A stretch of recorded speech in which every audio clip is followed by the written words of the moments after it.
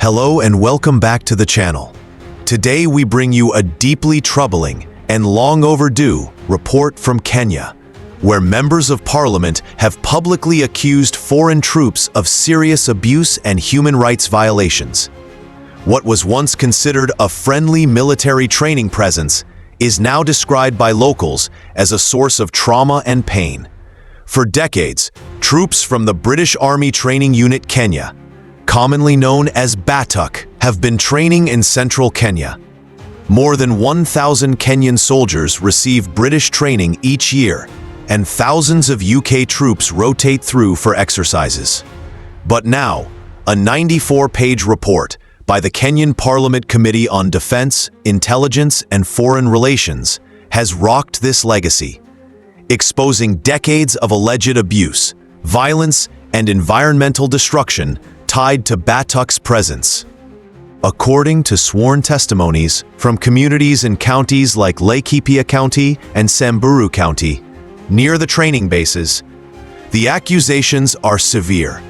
Cases of rape, gang rape, sexual violence, especially targeting women from local communities. Allegations of unresolved killings and fatal shootings, including a notorious 2012 incident in which a young woman was found dead in a septic tank after reportedly being with British soldiers. Claims of assaults, maimings, fatal traffic accidents, and chaotic behavior involving soldiers under the influence of alcohol. Abandonment of children born to local mothers, reportedly by British soldiers who returned home, leaving mothers to face social stigma and hardship. Environmental damage and health hazards. Villagers accuse BATUK of neglecting legally required environmental impact assessments. There are reports of respiratory illnesses, miscarriages, livestock deaths, and even injuries from unexploded ordnance, including tragedies involving children. The report argues that over the years, BATUK has increasingly been viewed not as a friendly training ally, but as an occupying presence. Drawing painful parallels to colonial-era injustices, the panel condemned the existing defense cooperation agreement between the UK and Kenya as structurally flawed.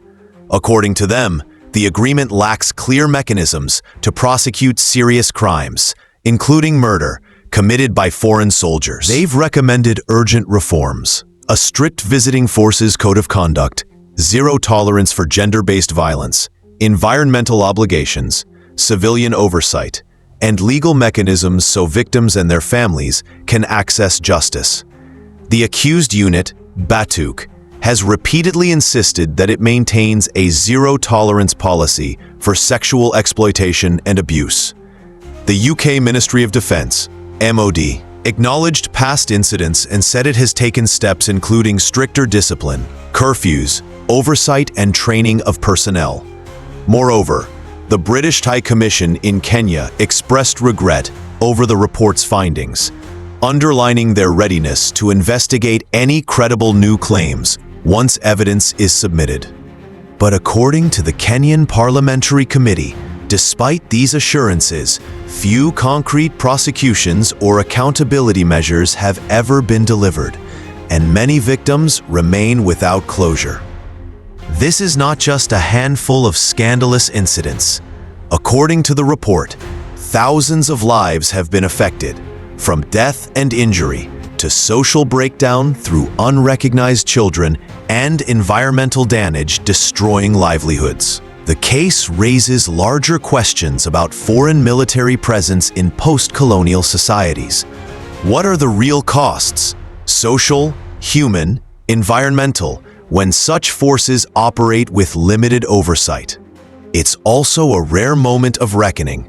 Victims, communities, and lawmakers in Kenya are demanding not just acknowledgement, but real structural change. As of now, the Parliamentary Committee has called for renegotiation of the defense agreement with the UK. They demand accountability, justice for victims, environmental safeguards, and transparency. For many Kenyans, especially those in affected regions, this report is a long overdue exposure of decades of suffering and cover-ups. The world, including us, must watch closely and hold powerful institutions to account. If you found this story important, and you believe justice and human rights have no borders, hit like, subscribe, and share. I'll continue to bring you the updates.